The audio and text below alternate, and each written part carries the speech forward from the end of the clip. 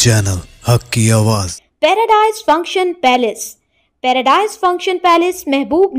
Kaleshwaram बदनवानी case CBI को सौंपने पर रुकन पार्लियामेंट महबूबनगर डीके अरुणा ने दिलचस्प तबसरे किए। उन्होंने एमएलसी कविता के अल्फाज की तरदीद करते हुए कहा कि मुझे नहीं मालूम कि वो कौन सी सियासत के लिए बात कर रहे हैं। केसीआर के ख़ानदान के तमाम अफराद जो बीआरएस पार्टी में हैं कालेश्वरम बदनवानी में मुलव्विस हैं। कविता का अब यह बयान देना कि केसीआर का इस गुनाह से कोई ताल्लुक़ नहीं यकीन करने की बात नहीं है। बरसों से कांग्रेस कालेश्वरम केस पर एक कमेटी और रिपोर्ट हासिल करने की कोशिश कर रही है। ये एक कांग्रेस बीआरएस रिश्वत मुआहदे की तरह लगता है। ऐसा लगता है कि कांग्रेस बीआरएस पार्टी से छुटकारा हासिल करने की कोशिश कर रही है। अगर कांग्रेस में खुलूस है तो इख्तियार में आते ही केस सीबीआई को सौंप सकती है। कमेटियां, इंक्वायरी, रिपोर्ट्स की बात की गई और इस रिपोर्ट में क्या था उसे क्यों जाहिर नहीं किया गया। असम्बली में आधी रात तक बहस कर रहे हैं और उसे सीबीआई के हवाले कर रहे हैं। कालेश्वरम मामले में कांग्रेस का रवैया पहाड़ खोदने और चूहे को पकड़ने जैसा है। डीके अरुणा ने कहा कि बीजेपी शुरू से ही कालेश्वरम बदनवानी की सीबीआई इंक्वायरी का मुतालबा करती रही है।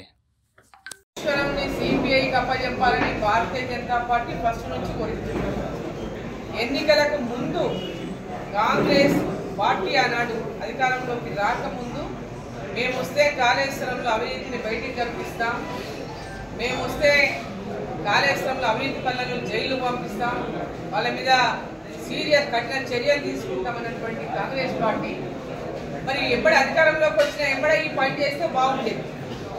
ఈరోజు వాళ్ళు కమిషన్ అని కమిషన్ వేసిన రిపోర్టులో ఏమేమి దాచిందో తెలియదు. మరి ఆ అసెంబ్లీలో చర్చను పెట్టి చర్చ చేసి మంజరాన్ని దాటిన తర్వాత సిబిఐకి అప్పగిస్తున్నామని చెప్తున్నాం.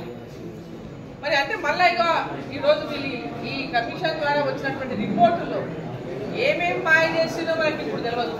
రేపు సిబిఐకి వీళ్ళు అప్పగించిన తర్వాత రేపు రాష్ట్ర ప్రభుత్వం ఎంతవరకు సహకారం అందిస్తుందో కూడా తెలియదు.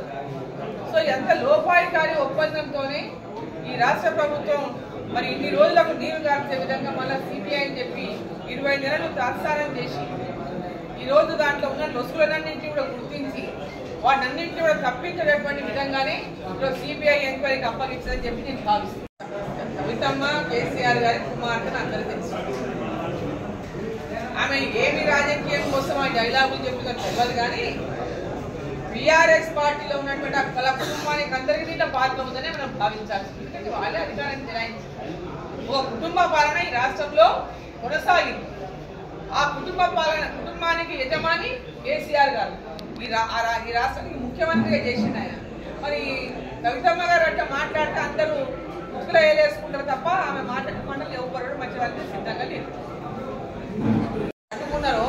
మరి వీళ్ళు రాగానే మీరు సిబిఐని వెల్కమ్ చేయండి, సిబిఐ ద్వారా మొత్తం ఎంక్వైరీ చేయించండి అంటే ఇప్పటిదాకా పట్టుకునేటువంటి రాష్ట్ర ప్రభుత్వం వాళ్ళు వేసినటువంటి కమిషన్ ఇచ్చే రిపోర్ట్ను కూడా వాళ్ళు కంప్లీట్గా బయట పెట్టలేక దాంట్లో ఉన్నటువంటి అనేక వాటి తారుమారు చేసేటటువంటి ప్రయత్నంలో భాగమేదిగా మేము భావిస్తాము. కాంగ్రెస్ పార్టీ బీఆర్ఎస్ పార్టీ లోపాయికారి ఒప్పందం అనేది దీన్ని చాలా స్పష్టంగా కనపడతా ఉంది. వాళ్ళకు కూడా ఎక్కడి నుంచి ఎలాంటి ఆదేశాలు వచ్చినాయో మన ముఖ్యమంత్రికి వచ్చినాయా, పార్టీకి వచ్చినాయా, ఇంకా ప్రభుత్వానికి వచ్చినాయా, మరి ఎందుకు వీళ్ళని తప్పించేటటువంటి ప్రయత్నం ఈ రాష్ట్ర ప్రభుత్వం చేసిందనేది ప్రజలందరూ కూడా మెదులుతున్నటువంటి ప్రశ్న.